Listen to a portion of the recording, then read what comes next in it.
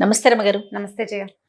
రమగారు, సాధారణంగా ఇంట్లో బెడ్రూము మనం పడుకోవటానికే వాడతాం, హాల్లో కూర్చుంటాం, డైనింగ్ రూమ్లో తింటాం. ఇన్ని అవకాశాలు లేనప్పుడు ఒకే రూమ్లోనే అన్నీ చేసుకుంటూ ఉంటాం. కానీ తినటం, పడుకోవటం, చదువుకోవటం, కూర్చోవటం అంతా కూడా మంచాల మీదే జరిగిపోతూ ఉంటాయి కొన్ని ఇళ్లలో. పిల్లలు మరీ ముఖ్యంగా చదువుకోవటం, తినడం అంతా కూడా మంచం. ఎంత చెప్పినా, ఎన్నిసార్లు చెప్పినా కూడా ఆ అలవాటుని మార్చుకోకుండా ఉంటారండి. అంటే అవకాశం ఉన్నప్పుడు, ఇప్పుడు అందరి ఇళ్లలో అన్నీ ఉంటాయా అని కాదు, అవకాశం కుదిరినప్పుడు. అసలు ఇది ఎంతవరకు కరెక్టు? దీనివల్ల ఏమైనా చెడు జరిగే అవకాశం ఉంటుందా? అంటే తినొద్దు అని ఒక మాట రూపంలో చెప్పేసి వినరు, లేదా చదువుకోవద్దు, చదువు రాదు, చదువుకుంది మర్చిపోతావు, అలా అంతవరకు చెప్పగలుగుతాం. అంతకు మించి ఇంకేమన్నా మనం చెప్పి వాళ్ళని మార్పించవచ్చు అంటారా? ఇందులో మామూలుగా మంచం మీద అన్నం తింటే దరిద్రం, మంచం మీద చదువుకుంటే దరిద్రం అని చెప్తారు. దరిద్రం కాదు, అశుభ్రం. ఇది వరకు కాలంలో జయ మంచం వేసి ఉండటం అనేది అసలు ఉండేదే కాదు. ఆ ప్రక్రియ లేదు. ఏం చేసేవాళ్ళు అంటే మంచం ఎప్పుడు రాత్రిపూట వాల్చుకునేవాళ్ళు. మంచాలు ఉన్నవాళ్ళు, లేని వాళ్ళు కిందే చాప పరుచుకుని పడుకునేవాళ్ళు. పగటిపూట చాప చుట్టి ఓ పక్కన పెట్టేవాళ్ళు. పడుకునే విధానం అసలు లేనే లేదు జయ. ఎప్పుడైనా పొద్దుటి పగటిపూట మంచాల మీద కనపడితే ఏమిటి బాలింతరాల్లాగా మంచం మీద కూర్చున్నావు అనేవాళ్ళు. బాలింతరాళ్లే మంచాల మీద కూర్చోవాలి, వాళ్ళకే రెస్ట్ అవసరం. అసలు మంచం ప్రక్రియ చాలా సంవత్సరాల క్రితం అసలు లేనే లేదంటే నేను అనుకుంటా ఒక 30-40 ఏళ్ళుగా ఈ డబల్ బెడ్రూము అన్న మాట వచ్చేసింది. ఇదివరకు బెడ్రూము అనేది ఉండేది కూడా కాదు. పందిరి మంచాలు ఉండేవి కొన్ని ఇళ్లలో. ఆ కేవలం పందిరి మంచం ఒక్క గదికే, అన్ని గదుల్లోనూ తలా ఒక పందిరి మంచం కాదు, ఓ ఇంటికి ఓ పందిరి మంచం. ఎంతమంది పడుకుంటారు దాని మీద కదా? పైగా పందిరి మంచాలు జనరల్గా 4/6 లేదా 5/6 ఉండేవి. 6/6, 7.5/6 ఉండేవి కాదు. పందిరి మంచం అనేది కేవలం వివాహానంతరం కొంతకాలం పడుకోవడానికి. తర్వాత మగవాళ్లే పందిరి మంచం మీద పడుకునేవాళ్ళు. భార్య భర్త కలిసి ఎప్పుడు ప్రతిరోజు పందిరి మంచం మీద పడుకునే పద్ధతులు అసలు ఆనాడు లేనే లేవు.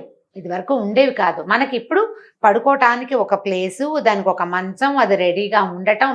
బెడ్ రూమ్ అంటే బెడ్ ఉండాలి అనే ధోరణి వచ్చింది. నిరంతరము మంచం వాల్చి దాని మీద పరుపు ఉండటం, దాని మీద దుప్పట్లు ఉండటం, దుప్పట్లు టక్ చేసుకోవటం, బాంబే డైయింగ్ దుప్పట్లు కొనుక్కోవటం, అవన్నీ తర్వాత కాలంలో ఈ మధ్య ఒక 30-40 సంవత్సరాలుగా బాగా పెరిగింది. అంటే ఇప్పుడు మనం వాడే బెడ్స్ కూడా, కాట్ కూడా, దాన్ని మనం ఫోల్డ్ చేయడానికి అవకాశం లేదు. ఫోల్డ్ చేయము, నుంచోబెట్టలేము, లేదు, ఛాన్స్ లేదు కదా. ఇది వరకు ఎక్కడ కావాలంటే అక్కడ. ఇప్పుడంటే మనకి గది, అందులో ఫ్యాను, ఏసీ బోసి అన్నీ వచ్చినాయి.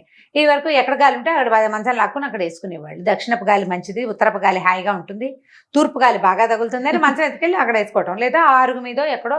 పాతకాలం పద్ధతి అది. ఇప్పుడు మన పద్ధతులు మారినాయి. అంటే మంచం ప్రక్రియ గురించి చెప్తున్న వివరంగా. ఇప్పుడు ప్రజెంట్ కండిషన్లో ఈ రోజుల్లో ఏంటంటే పిల్లల్ని మంచాల మీద కూర్చోబెట్టి అన్నం పెట్టడము, గదిలో ఇంకెక్కడా ప్లేస్ లేదు కాబట్టి మంచం మీదే కూర్చొని చదువుకోవటము, మంచం మీదే వర్క్ చేసుకోవటము, ఎవరైనా వచ్చినా మంచం మీదే కూర్చోవటము. ఇప్పుడు ఈ మంచం అనే సాధనం మనకి దేనికి ఉపయోగపడాలి? నిద్రకి. అంతే. మనకి పగలు ఎంత పనిచేసినా, ఎలా ఉన్నా, రాత్రి 9కో 10కో అక్కడి నుంచి తెల్లవారేదాకా ఒక సుఖవంతమైన నిద్ర ఉంటేనే మర్నాడు లేచి నువ్వు బాగా పనిచేయగలుగుతావు. నిద్ర చక్కగా ఉండాలి. ఈ నిద్రకి సాధనం మంచం కదా. అది శుభ్రంగా ఉండాలి, మెత్తగా ఉండాలి. అందులో శుభ్రతలో ప్రధానమైనది ఏమిటి? ఎప్పుడు పడితే అప్పుడు బయట నుంచి వచ్చి దాని మీద ఎక్కకూడదు.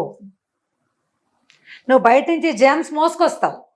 కాళ్ళకి మట్టి ఉంటుంది, పిల్లల మంచాల మీద తొక్కితే పిల్లల కాళ్ళ మట్టి అంతా దాని మీదే ఉంటుంది. ప్రింట్స్ అన్ని పడిపోతాయి, ప్రింట్లు పడతాయి, దుమ్ము. పిల్లలు బయట నుంచి తెస్తారు, ఏమైనా అక్కడ కూర్చొని తింటారు. తినేసరికల్లా ఎంతో కొంత ఆహార పదార్థం కింద పడుతుందా? దానివల్ల ఏమవుతుంది? ఇప్పుడు అది అన్నం అనుకో, ఇప్పుడు మరమరాలు, చేగోడీలు, చెక్కలు నువ్వు దులిపేస్తావు, అన్నపు మెతుకు అంటుకుపోతుంది, జిగురు.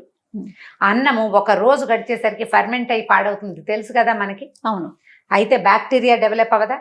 ఆ బ్యాక్టీరియా నువ్వు రాత్రిపూట హాయిగా పడుకోవటానికి ఉపయోగపడే మంచం మీద గనక ఆ బ్యాక్టీరియా ఉంటే నీకు ఎలాంటి అనారోగ్యాలైనా రావడానికి అవకాశం ఉందా లేదా? ఉన్నది. ఇది ప్రధానమైన విషయం. అది మంచం మీద తినకూడదు అని ఎందుకు ఖచ్చితంగా చెప్తారంటే, ఈ తినడం వల్ల నీకు జబ్బు చేస్తుందనో, లేకపోతే నీ ఇంటికి దరిద్రం వస్తుందో పెద్దమ్మ గారు పరిగెత్తుకొస్తుందని కాదు. నీ అశుభ్రం వల్ల నీ ఆరోగ్యం సర్వనాశనం అయిపోతుంది. అది మనమే చేసుకోవటం. అందుకని తినకూడదు. మొదటిది చదువుకోకూడదు.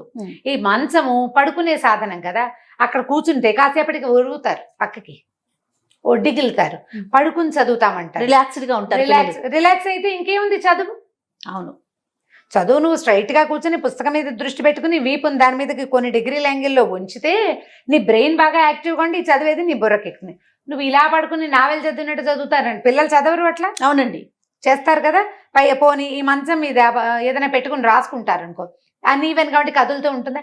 హ్యాండ్ రైటింగ్ నీట్గా వస్తుందా? రాదు. అంచేత సరస్వతి దేవుని అవమానించినట్టు పుస్తకాలు మంచం మీద పెడితే సరస్వతికి కోపం వస్తుందని నిన్ను భయపెట్టారు. భయపెట్టకపోతే నువ్వు వినవు కదా. మనుషులు భయం పెట్టకపోతే వినరు. దేవుడి పేరుతోటి కూడా భయపెట్టాల్సిందే మిమ్మల్ని. సాధారణ భాషలో చెప్తే అర్థం చేసుకోలేకపోతాం. భయపెడితేనే వింటావు. నీ దరిద్రం, నీకు డబ్బులు రావు, నువ్వు దుంపనాశనం అయిపోతావంటే అమ్మో డబ్బులు లేకపోతే ఎలాగా అని జాగ్రత్తగా ఉంటావు. ఇలాంటి కారణాలు చెప్పేమనుకో, మాకు అలాగే ఉండదు, మా అబ్బాయిని పడుకొని ఎవరు, నేను కూర్చోబెట్టి చదివిస్తాను అని చెప్తారు. సమాధానం. దరిద్రం అని చెప్తే వింటారు, ఖచ్చితంగా వింటారు. ఈ రెండు. ఈ బయట నుంచి వచ్చిన వాళ్ళు ఫ్రెండ్స్ అందరూ మంచాల మీద చేరితే వీళ్ళల్లో ఒక్కొక్కళ్ళు ఒక్కొక్క రకం అవ్వచ్చు. ఒకడు అన్నం తినో, టీ తాగో, చారు అన్నం తినో, ఒంటి మీద చారు చుక్కలు అవి పడిన వాడు వస్తాడు. వాడి ఒంటి మీద బ్యాక్టీరియా ఎక్కడికి షిఫ్ట్ అయింది? మన మంచం మీదకి. ఒకటి. రెండో వాడు ఏవో రకరకాల ఊళ్ళో చాలా చోట్లకి తిరిగి వస్తాడు. వాడు కాళ్ళు కడుక్కుంటాడు, కడుక్కోడు. కడుక్కున్నా వాడి ఒంటి మీద నుంచి అవి పోవు. వాడు తిరిగిన రోడ్ల మీద ఉన్న దుమ్మంతా మన మంచం మీదే కదా. కాబట్టి ఈ ప్రక్రియలు చేయకూడదు. ఇవన్నీ దరిద్రము అది అనుకోకండమ్మా. పూర్తి ఆరోగ్యము ఇందులో ఉన్నది. అపరిశుభ్రత వాటి వల్ల వచ్చే రకరకాల సమస్యలని ముందే తెలుసుకుని మన వాళ్ళు ఇవాళ మనం ఒళ్ళు దగ్గర పెట్టుకుంటున్నాం చూడు, కాళ్ళు కడుక్కుని, చేతులు కడుక్కుని, మొహం కడుక్కుని 100 సార్లు కడిగిందే శానిటైజర్ డబ్బాలు తెక్కునుకుంటాం. అది మనకు ముందే తెలుసు మన పెద్దలకి. అందుకని ఈ పనులు చేయొద్దు అని చెప్పారు. బుక్స్ లో కూడా ఎంత బ్యాక్టీరియా ఉంటుందో జయ. అవునండి, అవును. పుస్తకాల్లో చాలా మందికి నాలుగు తడి చేసుకుని పేజీలు తిప్పుతారు. అవును, అన్ని చోట్ల పెడతారు పుస్తకాలు. స్కూళ్ళల్లో పిల్లలు ఎవరైనా క్లాస్లో పిల్లలకి రకరకాల చిన్న చిన్న వేళ్లకి అనారోగ్యాలు, చిన్న చిన్న చర్మ సమస్యలు ఉంటాయి. వాళ్ళ పుస్తకం మన ఇంటికి వస్తే అది మన మంచం మీద చేరుతుంది. పిల్లాడికే కాదు పెద్దవాళ్ళకు కూడా అంటుతుంది. అందరికీ అంటేస్తుంది.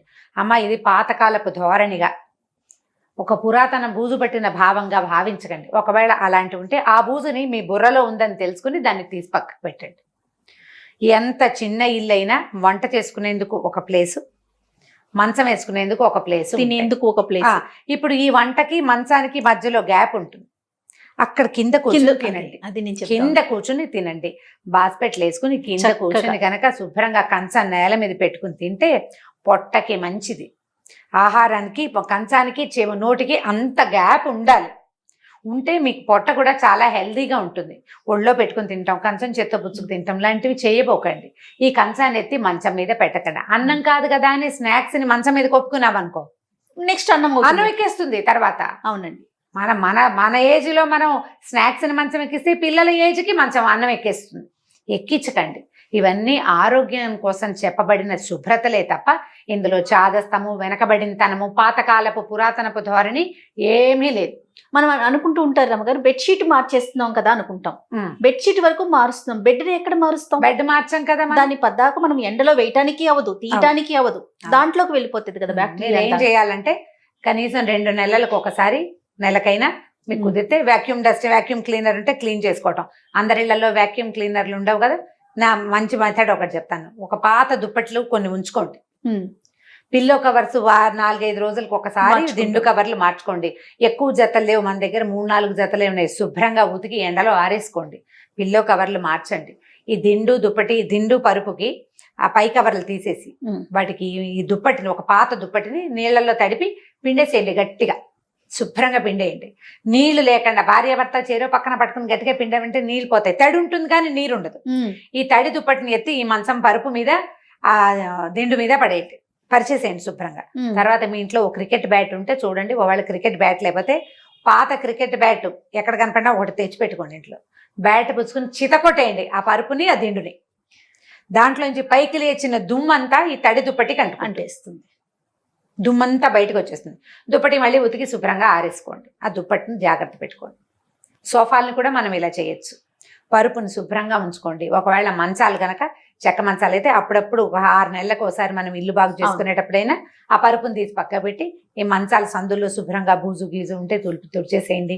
లైట్గా కిరోసిన్ లాంటివి ఏమైనా అప్లై చేయండి. దాని మీదకి జర్మ్స్ అంటకుండా శుభ్రంగా ఉంచుకోండి.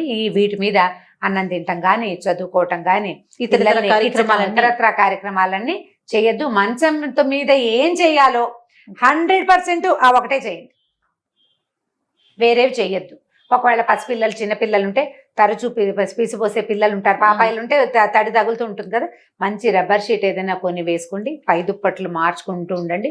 మంచాన్ని తడవనివ్వకండి, పరుపుని తడవకుండా ఉంచుకోండి. దానివల్ల జర్మ్స్ రాకుండా ఉంటాయి. ఇవాళ మనం పడుతున్న చాలా జాగ్రత్తల్లో ఈ జాగ్రత్త చాలా ముఖ్యమైనది. ఎందుకంటే మనం రాత్రంతా దాని మీదే పడుకుంటాం కాబట్టి, రాత్రంతా పడుకుంటాం.